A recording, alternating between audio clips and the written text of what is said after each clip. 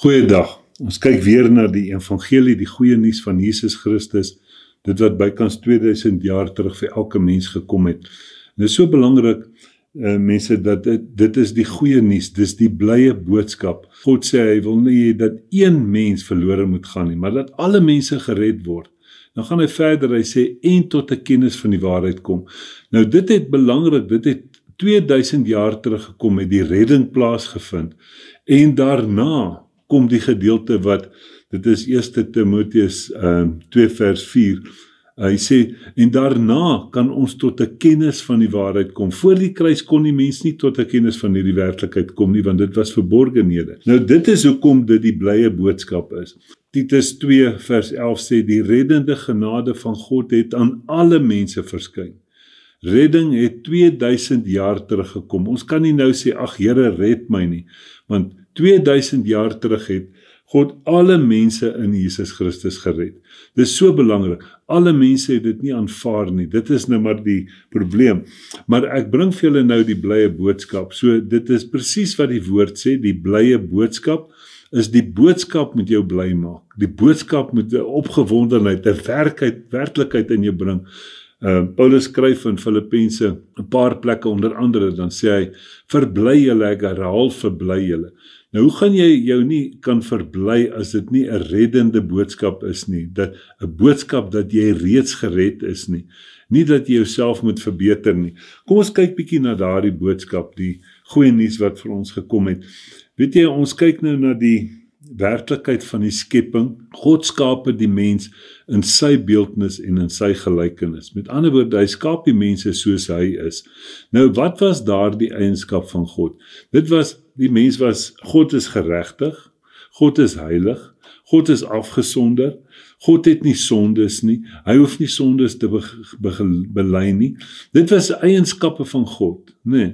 Hy was alomteenwoordig, en God kom en hy gee daardie eienskappe vir die mens. Hy sê vir Adam, hier is die aarde, heers oor hom.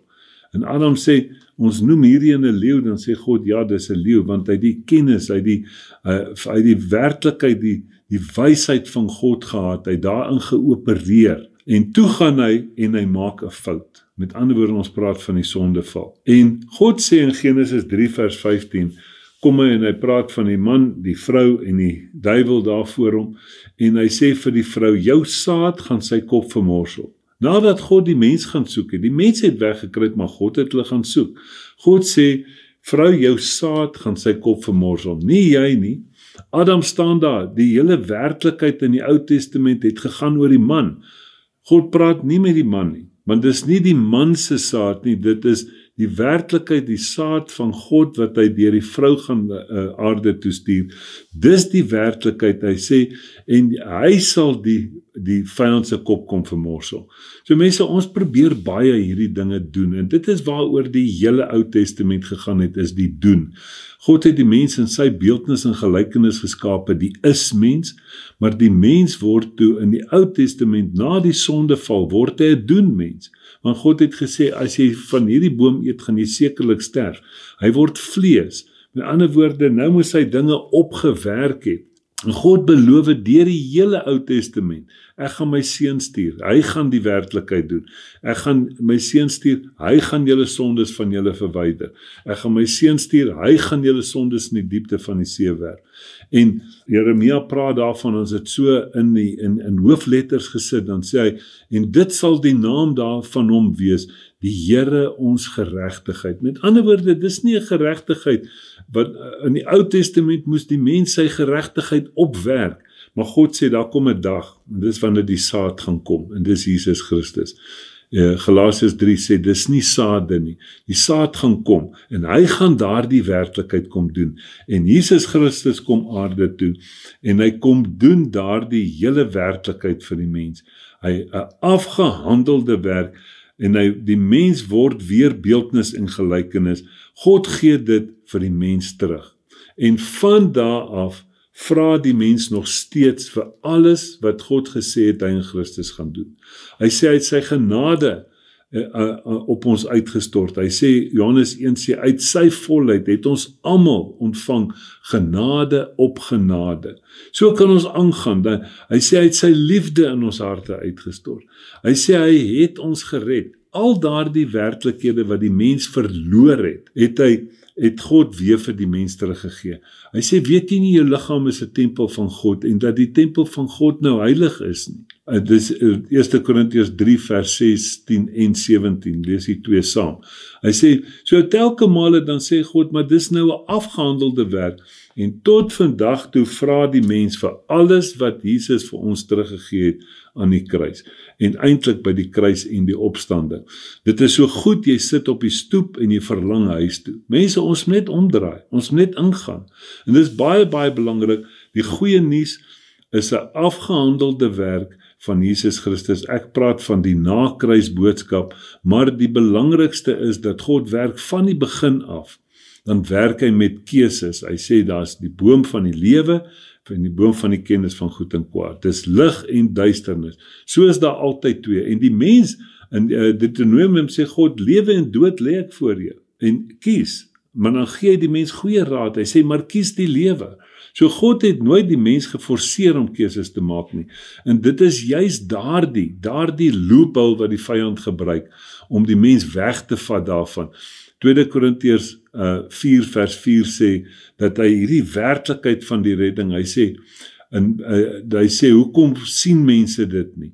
Hy sê, en wie die God van hierdie wêreld julle sinne verblind, sodat die heerlikheid van Christus nie op julle sal skyn nie. En dit is die enigste werklikheid. Die duiwel verblind dit vir ons, en ons sit in ons op die stoep en ons verlang huis toe. Nou kom ons gaan kyk bietjie na 'n paar van hierdie werklikhede, of sal mense dit sê onwerklikhede. Ek het groot geword daarmee, wat ons sê, dat jy moet op 'n punt kom, waar jy jou lewe reg kry, en jy bekeer jouself, en as jy bekeer het, dan moet jy jou ou lewe aflê, en as jy jou ou lewe afgelê het, dan moet jy Jesus aanneem as jou lewe. Dis die werklikheid, jy moet jou Jesus aanneem as jou lewe. En ek was daar gewees, ek was 'n paar keer daar gewees, en dan het ek Jesus aangeneem, ek het my ou lewe, want ek het gesien, ek is op pad, ek is hel verdiend, en die dinge gaan nie van my uitwerk nie. Op 'n stadium het ek regtig, was ek al so moedeloos, dat ek sê, Here, wat help het ek lewe nog? Want ek het kort op daai punt gekom, wat ek my ou lewe aflê, en dan lê ek hom weer af, en dan neem ek Jesus aan, en dit het nooit vir my gewerk nie. En toe, nou kom ons, dan sê ons verder, maar die oomblik as jy jou ou lewe afgelê het, en jy het Jesus aangeneem, dan moet jy nou begin jou lewe verbeter. Jy moet dan begin 'n beter mens word. Jy moet word soos Jesus. Jy moet begin heilig lewe. Jy moet geregverdig word. Jy moet wedergebore word. Al daardie goed is dan goed wat jy nog moet word. Maar mense, ek het dan op 'n punt gekom waar ek my ou lewe afgelê het, en ek neem Jesus aan as my lewe. Wat het nou geword van my ou lewe? My ou lewe was weg. Ek het hom verkoop, hy's gone. Nie verkoop nie, ek dink nou aan die voorbeeld wat ek altyd gebruik. As jy jou ou kar verkoop het, dan is hy weg. Jy gaan nie weer met daai ou kar ry nie. Jy gaan met die nuwe kar ry. Nou het ek my ou lewe afgelê, ek het Jesus aangeneem as my lewe. Nou hoor ek wat ek alles moet doen. Ek is maar nog steeds 'n sondaar, ek sondig nog steeds, ek moet heilig word, ek moet geregtig word, ek moet ophou sondig, ek moet my sondes bely. As Jesus my lewe is, dan beteken dit is alles goed wat hy moet doen. Ek het altyd hierdie werklikheid, en dit is vir my een van die mooi voorbeeldjies wat ek gebruik. Ek het sulke sleutelhouertjies wat ek uitgee vir mense, staan God is lief vir jou, God loves you, en dan verduidelik ek dit vir die mense so, dat God het in Christus, elke mens in Christus gesit. Sê nou maar, Piet, Koos, Witsani, you name it, almal het God in Christus gesit, en Christus het gesterf vir alle mense. Na 3 dae staan hy op, en hy gee vir elke mens weer 'n nuwe lewe. Christus sou mos nie sterf, jy was ingesluit in Christus, want Galasiërs 2 vers 20 sê, ek is saam met Christus gekruisig. Ek leef nie meer nie, die ou mens leef nou nie meer nie, want hy het gesterf, hy's gone. En hy sê die lewe wat ek nou leef is die lewe van Christus. Hy sê jy geloof in die Seun van God. Met ander woorde, nou is my werklikheid om te kom, om die evangelie te hoor, en as ek die evangelie hoor, dan begin ek nou kyk en ek sien, maar daar het God vir my in Christus 'n splinter nuwe lewe gegee. My werklikheid is om daai lewe te aanvaar. Hoor hoe sê Efesiërs 1 vers 13 dit. Hy sê, toe jy die woord van die waarheid, die evangelie van jou redding, dat Christus vir jou gesterf het, dat jy ingesluit was in dit wat die Ou Testament gevra het, die loon van die sonde is die dood. En ek het saam met Christus gesterf, gaan lees Romeine 6 vers 1 tot 10, ons was saam met Christus gedoop in die dood, jy was ingesluit in dit, opgestaan, en nou het ek 'n nuwe lewe ontvang. En nou moet ek hierdie lewe leef. Nou sê Efesiërs 1 vers 13, toe jy die woord van die waarheid, hierdie evangelie van jou redding, toe jy dit gehoor het, mense, dis nie hoor alleen nie, ek het hierdie woord gehoor, ek het die Bybel gehad, ek het hoeveel Bybels, ek het nou gesit en ek het op skool het ek Bybeltjies gekry, en my ouers het vir my Bybeltjies gekoop, en mense het vir my Bybeltjies gegee. So, baie mense het dit gehoor, maar almal het dit nie geglo nie, want geloof beteken 'n oortuiging, om tot 'n oortuiging te kom dat dit 100% waar is. Jy sien, hy sê toe jy dit gehoor het en dit geglo het, word jy verseël met die belofte van die Heilige Gees. Met ander woorde, hierdie lewe het ek nou gevat, en ek het nou hierdie lewe my eie gemaak. Jesus is my lewe, my ou lewe is gone. Nou gaan ek mos nie meer my ou lewe verbeter nie.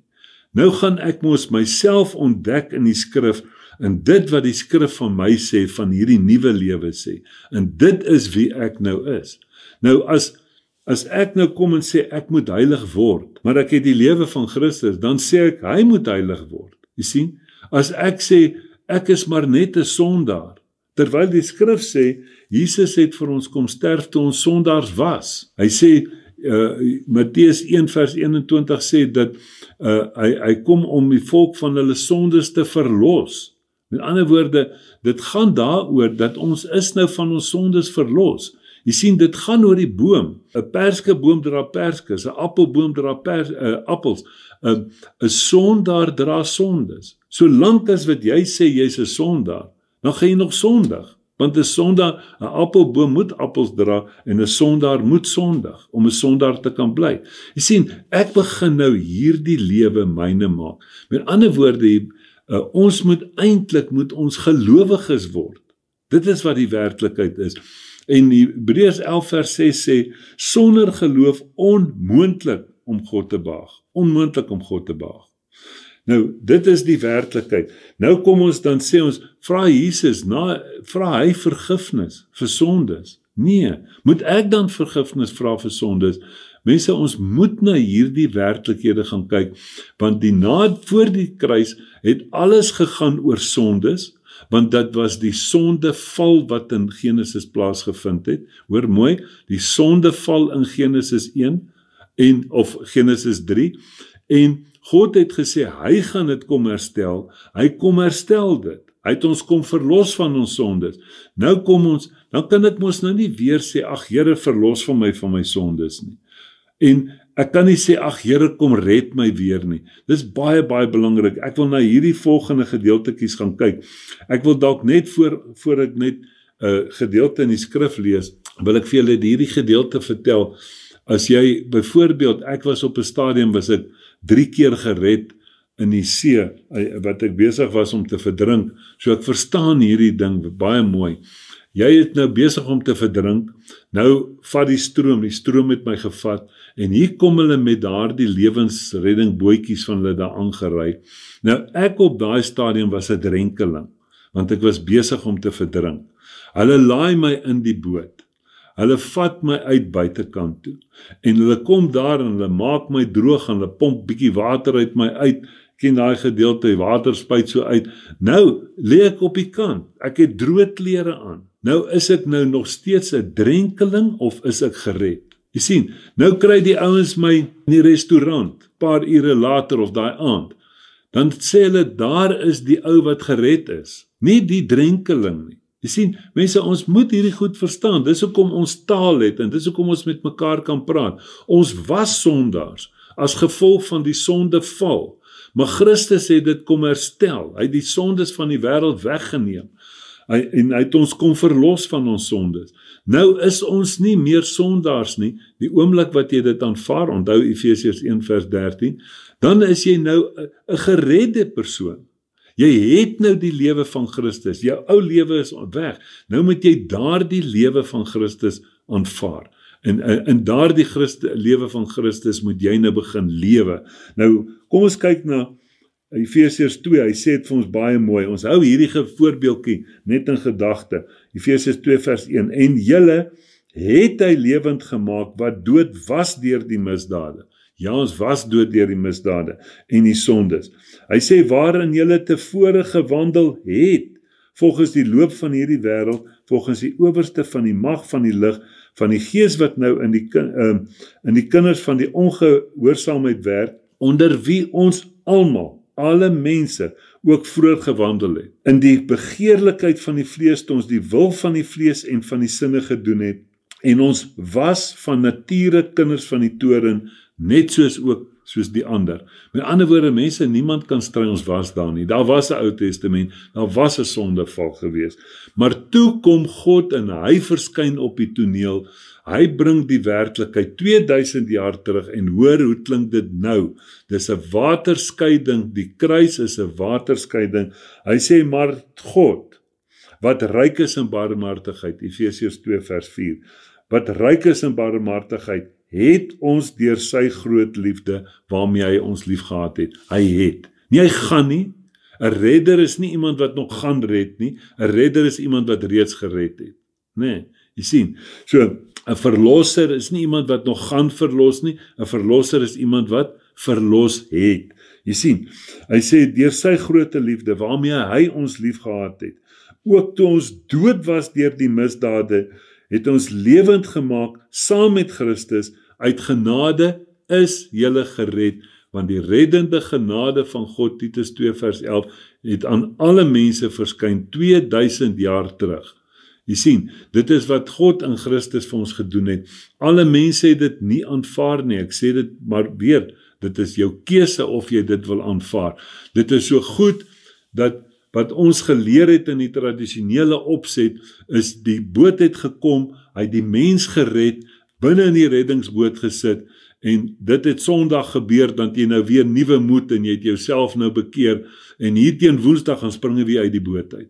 En dan is jy weer 'n drenkeling, en jy is weer 'n sondaar, en mense, dit is nie so nie, dat geen mens sal dit mos doen nie. Jy sien, ons hou nie aan uit die boot uitspring en dan bly jy 'n drenkeling nie. Net so, want jou ou lewe is afgelê, so jy het nie meer 'n ou lewe om te verbeter nie. Jy het nie 'n ou lewe wat jy kan aflê nie. 2 Korintiërs 5 vers 15 sê, as een vir almal gesterf het, dan het almal gesterf, en hy het vir almal gesterf. Met ander woorde, selfs dit wat ons sê, jy moet jou ou lewe aflê, is 2000 jaar terug het God in Christus jou lewe klaar afgelê. Dis hoekom jy nie 'n lewe het nie. En dis hoekom jy 'n lewe moet aanneem of aanvaar om die ewige lewe te kan hê. En dis hoekom 1 Johannes 5 vers 12 sê, hy wat die Seun het die lewe, hy wat die Seun nie het nie die lewe nie.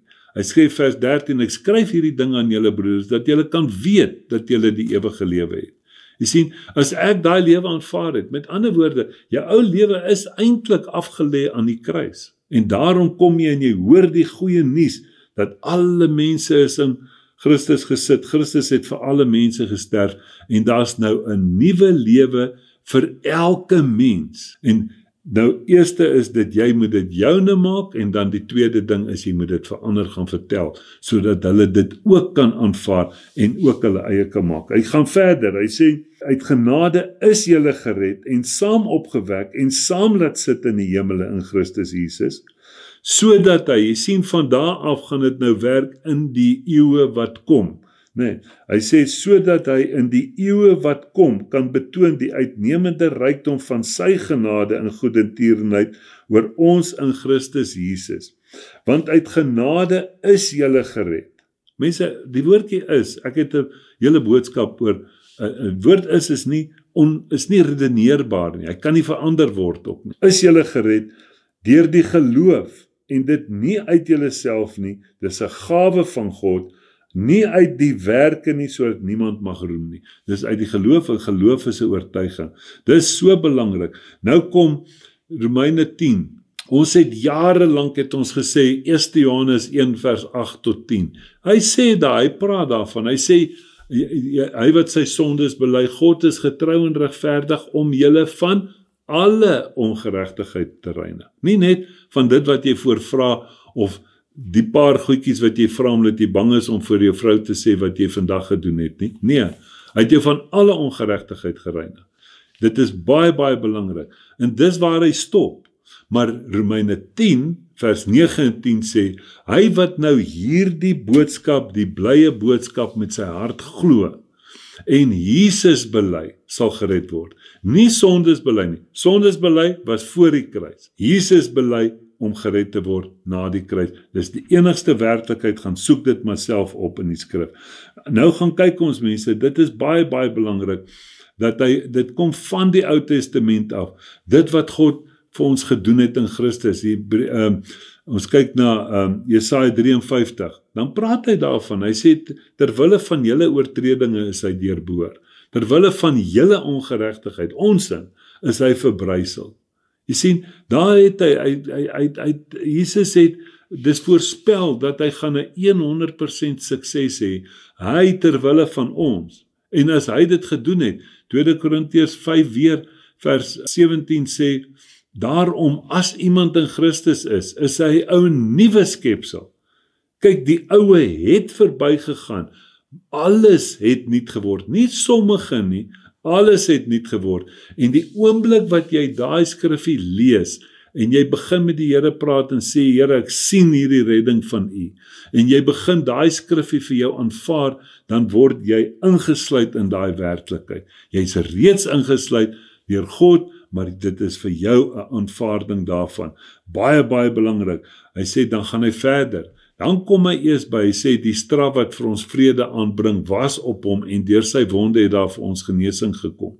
Jy sien Jesaja 53. Ons wil net die 3de een en die 4de een hê. Ons wil nie glo dat hy het gekom om ons sondes weg te neem, terwille van ons ongeregtighede is hy verbrysel nie. Luister net na Hebreërs 2. Hy sê, daarom moet ons des te meer ag gee op wat ons gehoor het, dat ons nie miskien wegdrywe nie. Jy kan nie na iets toe wegdryf nie, jy dryf van die waarheid af weg. Dis wat gebeur na die kruis. Die waarheid het gekom, die evangelie van die redding. Mense is besig om daarvan weg te dryf in 'n tradisionele godsdiens. Hy sê, want as die woord deur engele gespreek onwankelbaar was en elke oortreding en ongehoorsaamheid regverdige vergelding ontvang het, want Christus het vir elke werklikheid betaal. Daarom sê Johannes 1 vers 29, toe Jesus gedoop word, toe sê Johannes, daar is die lam van God wat die sonde van die wêreld wegneem, wat die sondes van die wêreld wegneem. Ek het klaar Matteus 1 aangehaal vir ons. Hy gaan so ver, dan sê Kolossense 2 vers 13, kom ek lees hom net hier terwille van die volledigheid daarvan. Kolossense 2 vers 13, en julle wat dood was deur die misdade, en die onbesnedenheid van julle vlees, dit is voor die kruis, het hy saam met hom lewend gemaak, 2000 jaar terug, deurdat hy julle al die misdade vergeef het, En dan gaan hy verder, dan sê hy, okay, jou misdade is vergeef, nee, maar daai boekie wat jou ma gesê het, hoor die Boeta, jy kan vir my lieg, maar iemand skryf op en een dag gaan daai boek oopgemaak word. Hoor wat sê ek, en die skuldbrief teen ons, wat met sy insettinge ons vyhandig was, het hy uitgedelg en weggeruim deur dit aan die kruis vas te naal, 2000 jaar terug. Verstaan die mense hierdie, die boodskap van die blye boodskap, die goeie nuus. Dis 'n boodskap wat jou bly maak. Dis nie ek wat dit hoef te doen nie, want dan gaan dit maar weer 'n afgewaterde ding wees, wat elke week kom, ek is gered en dan is ek verlore, dan is ek gered en dan is ek verlore. Dit het eenmaal gekom, 'n volmaakte werk, wat vir my daar is om te aanvaar en te ervaar. Amen.